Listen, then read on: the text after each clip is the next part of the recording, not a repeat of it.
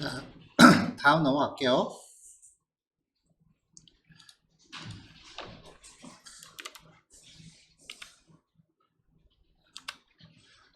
자, 대부분 이제 어떤 웹페이지 기능을 만들게 되면은 제일 먼저 우리가 만나는 페이지가 목록이죠. 네, 목록 페이지를 먼저 만나고요. 그 다음에 목록 페이지에서 이제 이동할 수 있는 페이지가 상세. 그리고 목록에서 이제 추가 페이지, 데이터를 추가하는 페이지가 있고요. 그리고 상세 페이지를 통해서 우리가 수정 페이지로 많이 가요.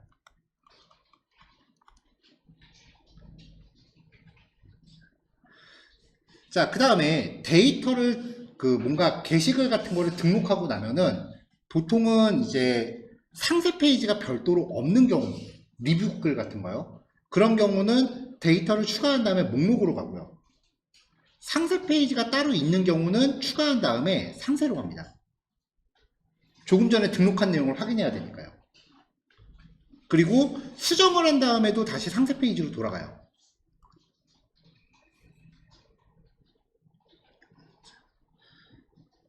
그 다음에 이제 삭제 같은 경우는 목록에서 바로 삭제하는 경우가 있고 상세 페이지를 통해서 삭제하는 경우가 있고요.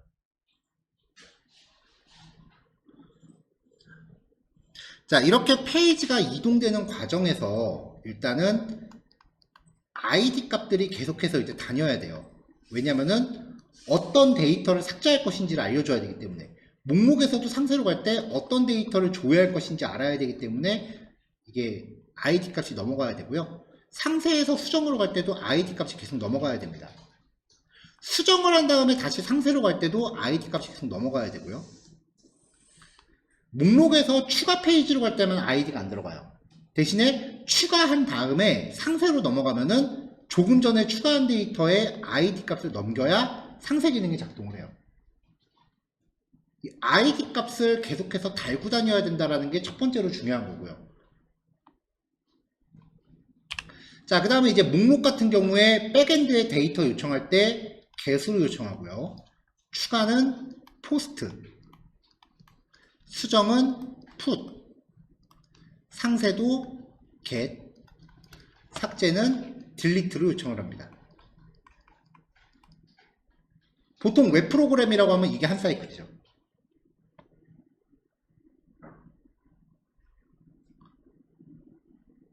어떤 거를 먼저 구현하시든지 뭐 상관은 없어요. 근데 이제 저 같은 경우는 일단은 제일 먼저 만나는 페이지가 목록이니까 목록을 제일 먼저 구현을 하고요. 그 다음에 추가를 한 다음에도 상세로 가야 되고 수정을 한 다음에도 상세로 가야 되니까 일단 상세 페이지를 먼저 만듭니다. 그 다음에 목록을 만들면서 보통 삭제는 같이 만들어요. 그리고 추가하고 수정을 합니다. 보통 수정 페이지가 할 게 제일 많아요. 왜냐면은 단순히 수정을 위한 수정만 바라본다라고 하면 이제 풋으로 요청하면 되지만 보통 수정 페이지 들어가면 내가 이전에 입력했던 내용이 세팅이 돼 있잖아요. 그러니까 저장되어 있는 내용을 먼저 한번 받아와야 돼요. 그래서 풋 방식의 AJAX 처리도 필요하지만 get 방식의 AJAX 처리가 같이 필요하거든요. 그래서 수정 페이지가 처리할 게 제일 많아요.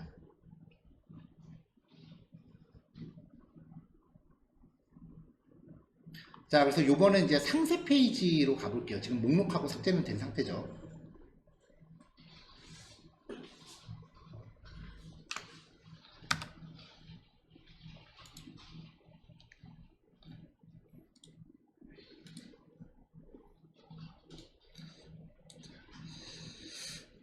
학과 이름을 클릭하면 어떤 데이터를 선택했는지가 이렇게 쿼리 스트링 파라미터로 넘어가게 되어 있죠.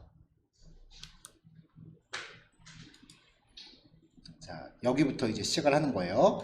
view.html입니다. 자, 일단은 헤더하고 부터 똑같이 가져오고요. style.css 가져왔습니다. 그 다음에 엑시오스랑 include util 헬퍼 가져왔고요. 자, 섹션 안에는 DL이랑 DT, DD 태그로 이렇게 항목을 출력할 수 있게끔 해놨고요. 그리고 요 각각의 클래스를 활용해서 style.css 보시면은 추가 페이지에 상세 보기 페이지요. 여기에 그 DT 스타일 그 다음에 앞에 이렇게 땡땡이들 놔주고 상세 보기 쪽 글자 적당히 잡아줬습니다.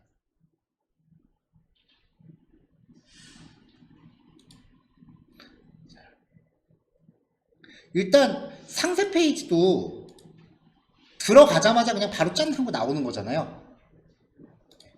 그러니까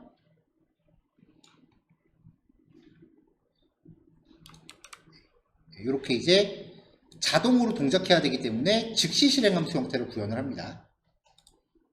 여기까지가 이제 입력 함수인 거고요. 이 함수를 바로 호출한다는 뜻으로 뒤에 괄호를 붙인 거예요.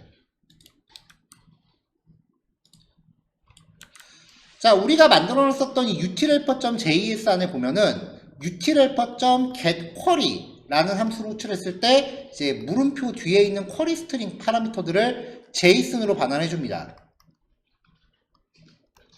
그러면 이 페이지에 id는 한 다음에 뭐 101 이런 식으로 이제 값이 전달이 되니까 이 파람스는 JSON 객체이겠죠. id:101 이렇게 넘어올 거예요. 자, 이 파람스 안에 id라는 값이 없다면 파라미터가 잘못 전달된 거기 때문에 동작을 못 해요. 그래서 알라창 뿌리고 뒤로 튕깁니다. 그러니까 이 페이지는 자, 일단 목록으로 갔고요. 쿼리 스트링 파라미터 없이 접근을 하면은 이런 식으로 학과 번호가 없습니다라고 메시지 뿌려주고 뒤로 넘어가야 돼요. 뭘 줘야 할지를 모르는 상태니까요.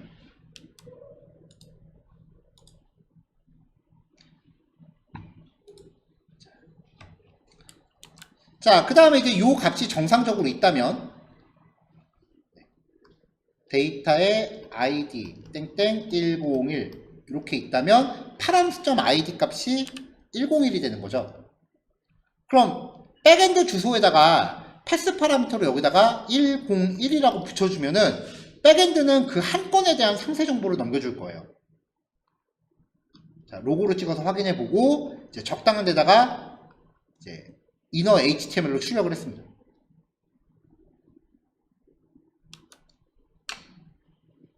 자, 그 다음에 여기 보시면 목록 보기는 그냥 index.html로 링크 걸면 되는데 수정하기, 삭제하기 링크가 또 있어요.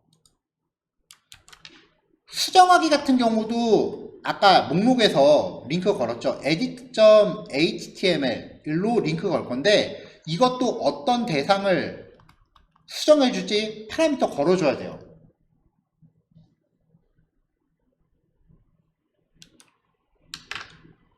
근데 그 파라미터 값을 걸어주는 거는 쿼리 스트링으로 받아온 값에 의해서 결정되는 거기 때문에 우리가 미리 edit.html이라고 링크 걸어줘봐야 필요가 없다고요. 왜냐면 뒤에 쿼리 스트링 파라미터를 걸어줘야 되니까. 근데 id는 하고서 뭐라고 걸어줄지는 자바스크립트가 동작해야만 알 수 있는 거죠. 그래서 여기 수정하기는 일단 샵으로 걸어놓고요. 자, btn edit에 대해서 쿼리 셀렉터로 가져오고 href 속성 걸어서 여기서 주소를 걸어줬습니다. 백엔드한테 받아온 데이터에 있는 id를 쓰건 요 파람스 안에 있는 id를 쓰건 어차피 같은 값입니다. 무슨 말이냐면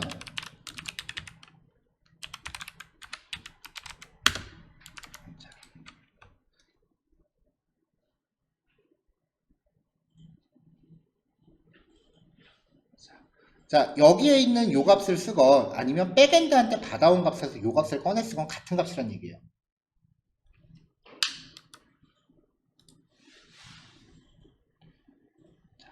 자, 그 다음에 이제 삭제 버튼에 가져와서요. 삭제 버튼에다가 데이터셋 속성으로 id 값하고요. 또 데이터셋 속성으로 학과 이름 걸었습니다.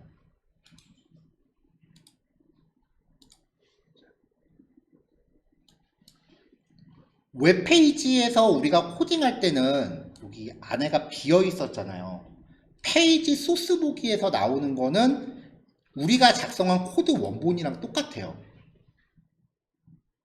근데 자바스크립트가 작동하게 되면은 웹브라우저는 이렇게 결과를 보여주죠. 그 자바스크립트의 동작 결과를 확인하시려면은 개발자 도구로 거기를 찍어 보셔야 돼요.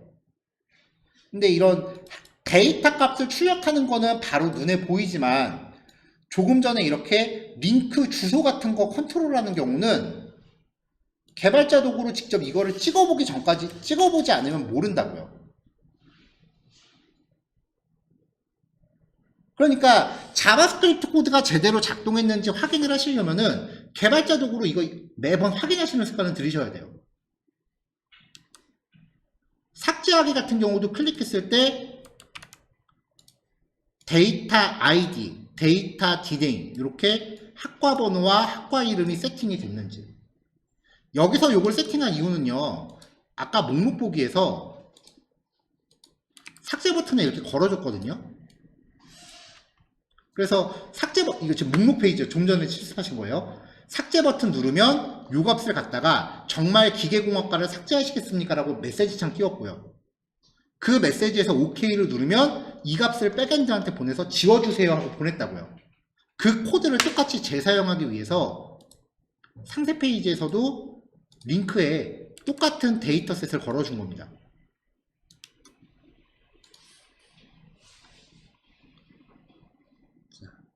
자, 삭제 버튼까지 여기서 세팅을 다 해줬어요. 그럼 얘가 작동을 하게 되면 이제 A 태그에 href는 샵 들어가고 데이터 id는 뭐 101, 데이터 디네임은 컴퓨터 공학과 이런 식으로 이제 링크가 만들어질 거죠. 자, 그래서 얘를 클릭을 하면요. 일단 링크니까 프리벤트 디폴트 걸고 스스로 객체를 가져옵니다.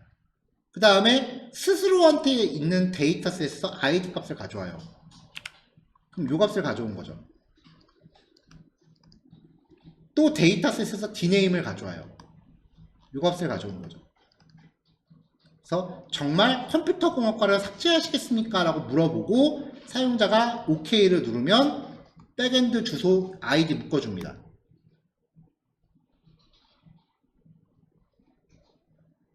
자, 그렇게 해서 삭제 요청하고 삭제가 지워지면은 이제 index.html로 넘어갑니다.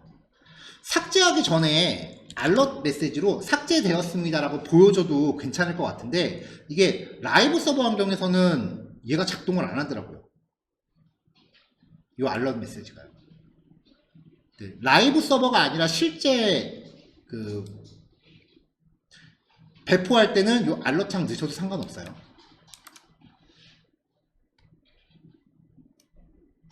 자, 이렇게 해서 이제 상세 페이지가 준비가 됩니다.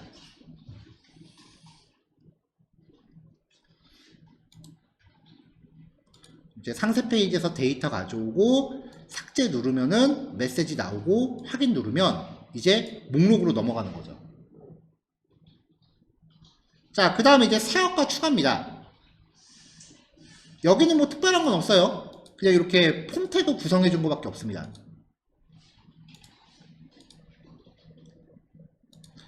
자, 헤더하고 푸터 가져오고요. 섹션 안에 폼 구성했습니다. 자, 폼을 인풋 태그를 집어넣을 div 태그 넣어주고 라벨 태그 걸어주고요. 학과 이름은 필수 항목이라고 이렇게 스팸 태그로 별표 걸었습니다. 인풋 타입 텍스트 걸고요. 아래쪽에 서브밋 버튼과 리셋 버튼 걸고요. 자, 스타일 쪽에서는 추가 버튼, 폼 그룹에 대해서 이 폼 그룹이 요 div 세트예요. 얘한테 적당히 마진하고 패딩 잡아주고요. 텍스트 덴저 얘는 요거 별표 표시한 거예요. 그래서 빨강색으로 해주고요. 텍스트 센터 가운데 정렬용, 그 다음에 폼 그룹의 애프터. 자, 요거의 애프터니까 종료 태그 직전이죠. 거기다가 디스플레이 블록 주고, 근데 요거는 지금 없어도 되겠네요. 여기는 지금 플로팅이 돼 있는데 요거는 지금 플로트는 지금 없으셔도 돼요. 지금 요거는 우리가 플렉스로 대체를 한 상태이기 때문에 여기 플로트 들어간 거는 없어도 됩니다. 요거는 요 추가 부분의 CSS는 제가 다시 배포해야겠네요. 원래 밑으로 떨어지는데 폼 그룹 쪽에 디스플레이 플렉스 걸어주면은 그냥 한 방에 끝나요.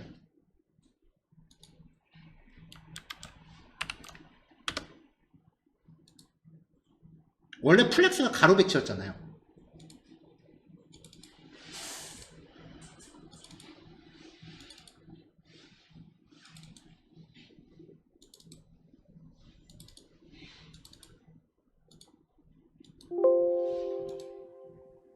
네.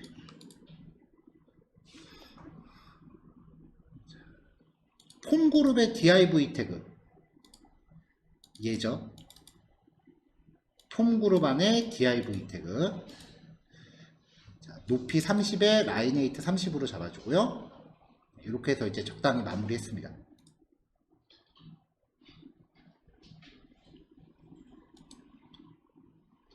사실 뭐 여기서 지금 CSS 자체가 중요한 게 아니죠. 중요한 거는 이 서브밋 버튼 눌렀을 때 입력 값을 다 모아서 백엔드한테 저장해 주세요 라고 보내는 거예요. 그 전에 학과 이름은 지금 필수 항목이니까 입력 안 하면 입력 값이 그러지 안 넣어놨나 보네요. 입력 안 하면 일단 튕기는 것도 들어가줘야 돼요. 자, 디파트먼트 폼에 대해서 서브밋을 처리하면 자, 학과 이름의 입력값 받아오고 학과 위치의 입력값 받아옵니다. 그럼 만약에 여기에서 내가 필수로 입력하고자 하는 게 있다면은 이제 그 항목이 입력됐는지 안 됐는지 여부 검사, 입력 여부. 그 다음에 한글인지 아니면은 한글 숫자인지 아니면은 뭐 영문만 사용할 건지 이런 거를 처리하는 우리 그 REGX 헬퍼 만들어 놨었죠. 예, 그걸 사용해서 이제 입력값 유효성 검사도 필요한 만큼 넣으셔야 돼요. 여기선 예제가 너무 길어지니까 생략을 했고요. 자, 입력이 다 됐다라고 하면 dname과 log을 묶어요. 그 다음에 axios.post입니다. axios.get이라고 할 때는 백엔드한테 변수를 보내려면은 params.라고 해서 이렇게 묶어서 보내요. get을 보낼 땐요. 근데 post나 put 같은 경우는 params 없이 여기에 이렇게 바로 묶어요. 파라미터 전달 방법을 조금 이제 구별을 하셔야 되고요. 지금 여기 보면은 id 값을 안 보내고 있잖아요. 왜냐면 id 값은 각각의 항목을 고유하게 식별하기 위한 일련 번호인데 지금 이거는 존재하는 데이터가 아니잖아요. 저 생성을 할 거죠. 포스트로 바꾸고요. 그러니까 아직 일련 번호가 없는 상태예요. 대부분의 백엔드가 일련 번호는 자체적으로 생성을 하지 우리가 전달할 건 아닙니다. 그래서 크리에이트에 해당하는 데이터 추가 처리에서는 백엔드한테 일련 번호를 제외한 변수만 전달하시면 돼요.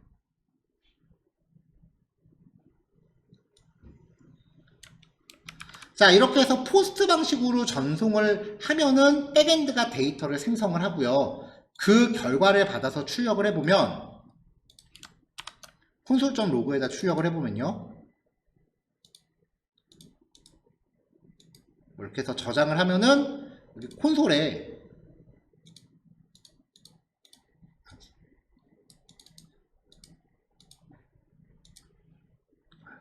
얘가 라이브 서버로 쓰니까 자꾸 여기서 페이지가 리프레시가 돼요.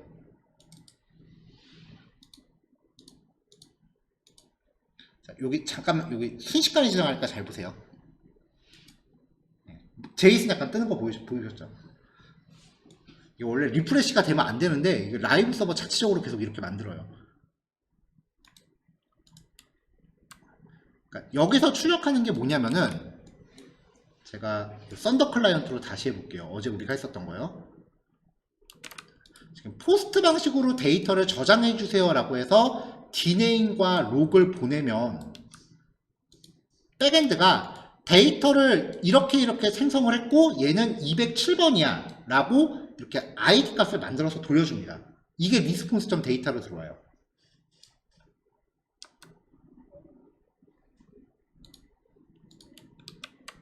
그러면은 그 리스폰스.데이터 안에 id 값이 생성된 게 있으니까, 아까 보셨잖아요. 여기서 리프레시, 여기서 데이터 저장하고 나면은 여기에 머물러 있을 수는 없잖아요. 그러니까 냅다 상세 페이지로 도망가는 거죠.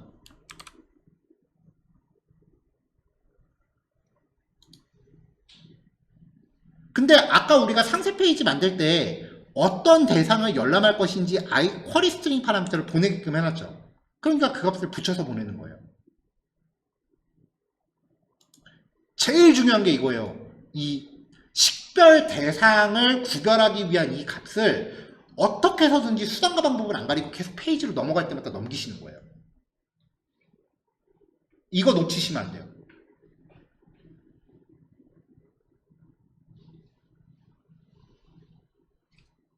그래서 아까 제가 왜 페이지 흘러가는 거 한번 그려드렸었잖아요. 어떤 기능을 만드시건 간에 일단 그런 걸 하나 그려놓고 옆에서 보면서 진행을 하세요. 이게 익숙해지지 않으면 되게 헷갈려요. 그래서 최종 완성 형태는 이렇게 입력을 하면 저장하기 눌렀을 때 상세 페이지로 가서 조금 전에 입력한 내용을 이렇게 확인하는 겁니다.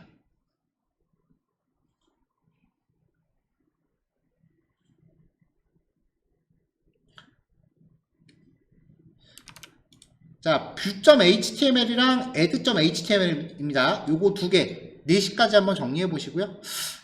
조금 안 될까요? 4시 10분까지 한번, 제가 30분 아래 할게요. 그 다음에 10분 쉬었다가 4시 20분에 뵙죠.